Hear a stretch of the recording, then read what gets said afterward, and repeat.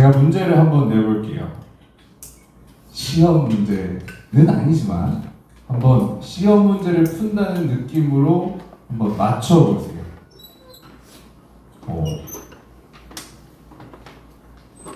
이 야고보는 예수님의 동생 야고보다. O, X. O다. 예수님의 동생이다.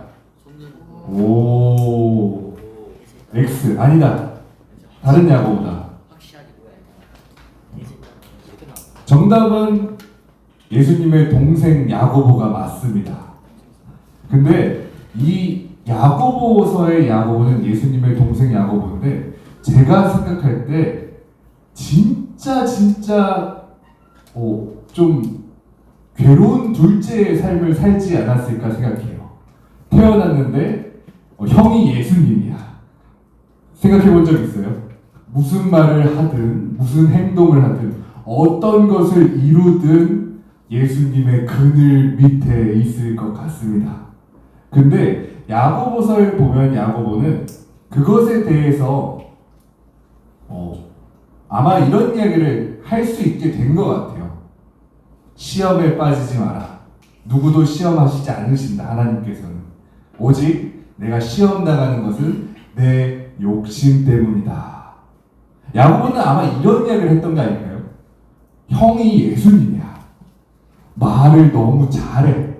근데 나는 못해. 그러면 하나님 어찌하여 은사를 형한테만 주십니까? 왜 나한테는 안 주십니까? 왜 저를 시험하십니까? 라는 생각을 할 수 있는데 그것이 하나님이 나를 시험해서 은사를 주지 않는 것이 아니라 내가 형처럼 되고 싶은 욕심이 있었다는 거야.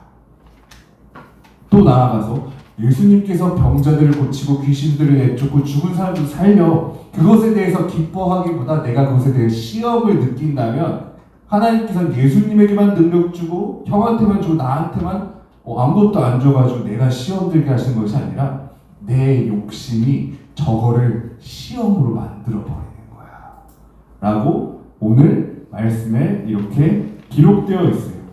그리고 이 이야기는 야고보가 어떻게 하면 내가 묵상해보니까 이런 것 같더라 라고 생각했을 수도 있지만 예수님께서 하셨던 이야기 중에 첫째와 둘째 이야기가 있어요. 그 이야기를 보면 이것이 그냥 단순히 공식처럼 내가 마음이 시험 든다? 그러면 이것은 내 욕심 때문이야. 이런 공식이 아니라 조금 더 우리가 살면서 느껴지는 단순히 그런 공식이나 신학이나 이런 개념이 아니라 여러분들의 삶 속에 살아있는 지금도 흐르고 있는 어떤 하나님의 섭리 같은 것을 느낄 수 있을 거예요. 아마 여러분들 이 이야기는 아마 못 들어봤을 거예요.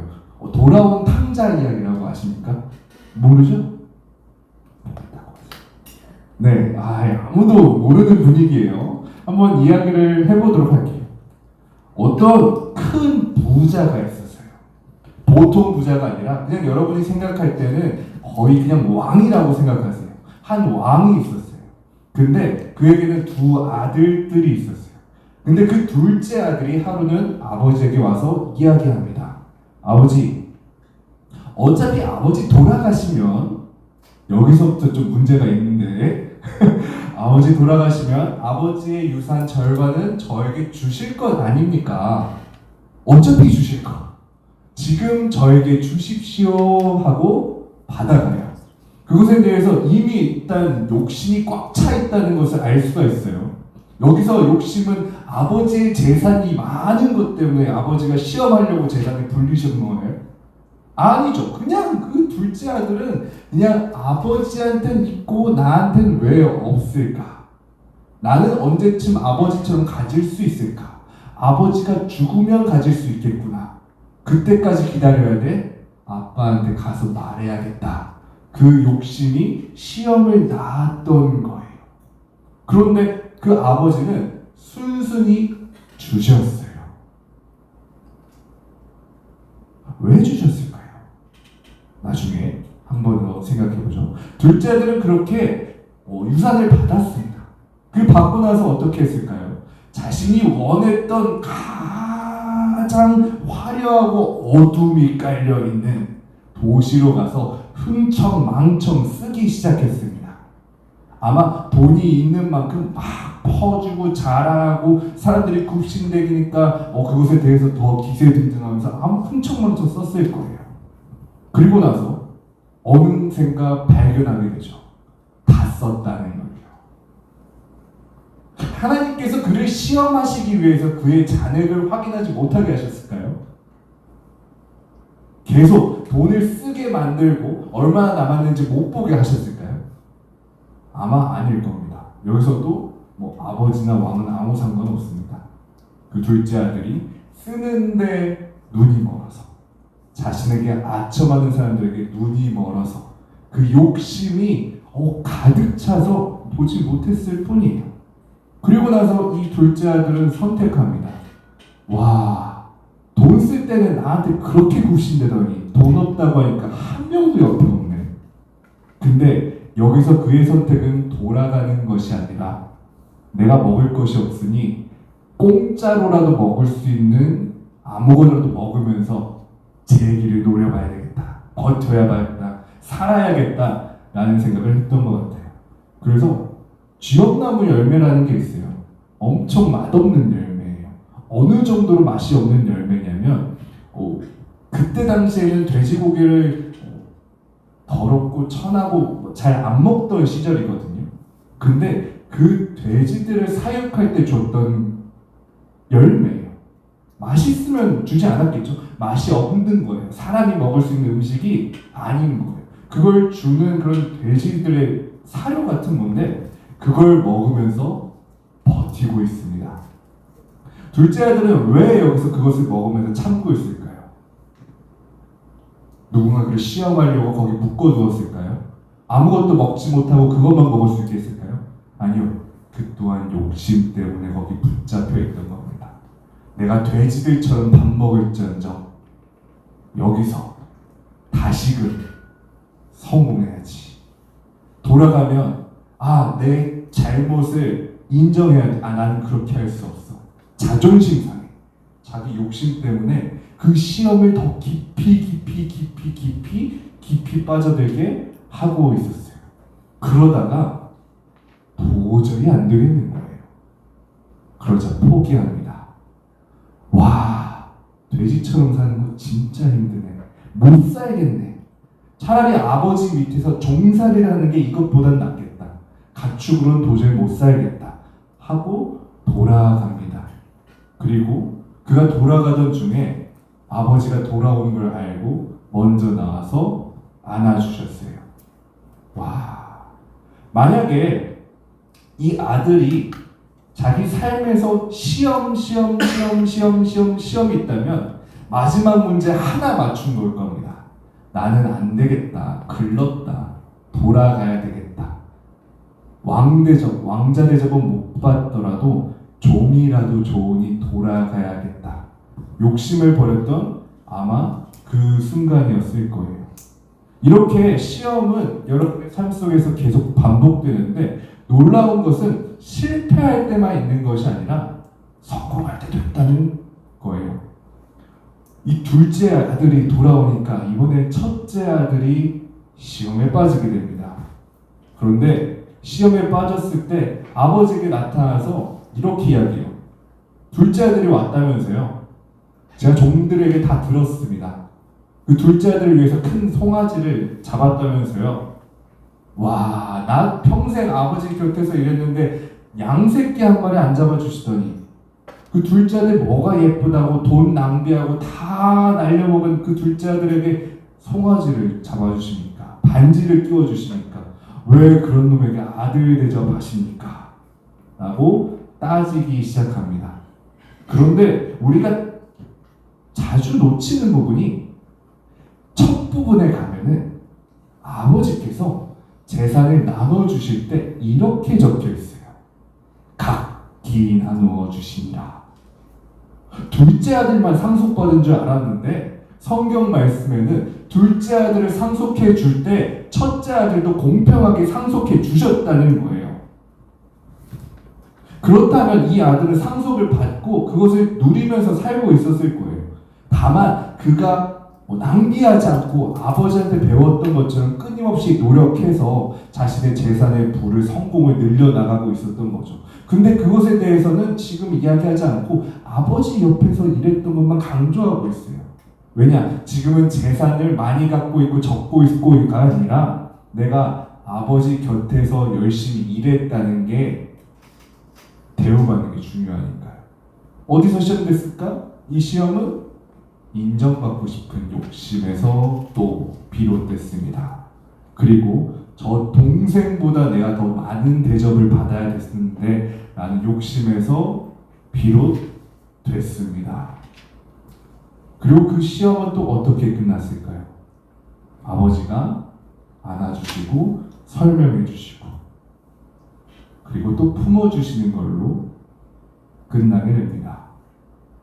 어떻게 보면 아까 야고보에서 말씀에서 보면 시험은 나 혼자 스스로 헤쳐나가야 될 문제처럼 보여요. 내 욕심. 여러분의 욕심은 욕심을 없애야 돼. 욕심을 가지면 안 돼. 욕심을 버려야 돼. 이렇게 해야 없어질 수 있는 시험을 풀 수 있는 것처럼 보이는데 예수님의 말씀을 보면 그 욕심을 해결해 주시는 분이 늘 계시다는 거예요. 그 왕은 처음부터 공평하게 나누어 주셨어요.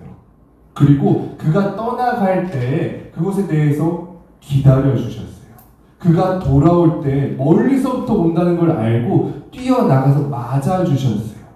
그의 수치심을 느껴가지고 그것에 대해서 괴로워할 때 잔치를 열어주시고요. 아직도 더러운 상태임에도 불구하고 입 맞춰 주시고요. 환영해 주셨어요. 그리고 시기와 질투에 빠져 있을 때 설명해 주시고 그거에 대해서 말씀해 주셨어요. 너가 나랑 같이 있는 시간이 훨씬 많으니까 너가 더 행복하지 않니? 나는 그런데. 여러분, 오늘 말씀을 보면 욕심을 극복해야 된다. 시험을 당하면 안 된다. 이 욕심은 하나님이 주신 것이 아니다. 내 욕심 때문이다. 이것에 대해서 이야기하고 있습니다. 하지만 여러분, 그것에 대해 알고 욕심을 버려야 되는 것을 묵상하는 것이 아니라 욕심을 극복할 수 있게 하시는 하나님, 예수님, 성령님에 집중하십시오.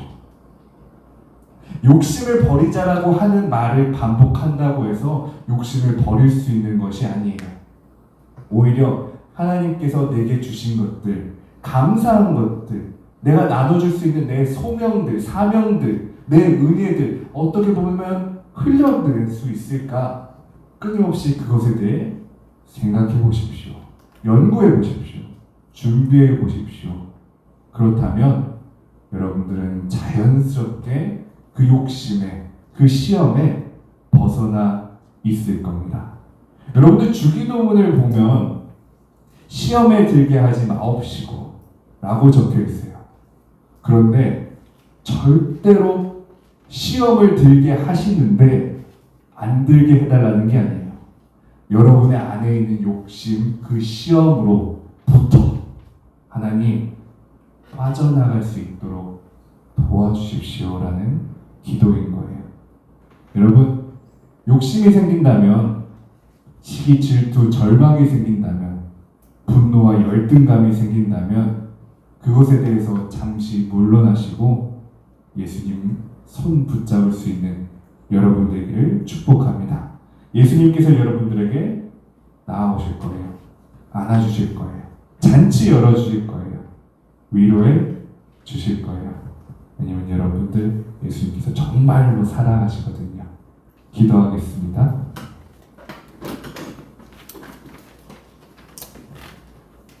하나님 감사합니다. 매 순간 내 삶 속의 시험의 연속입니다.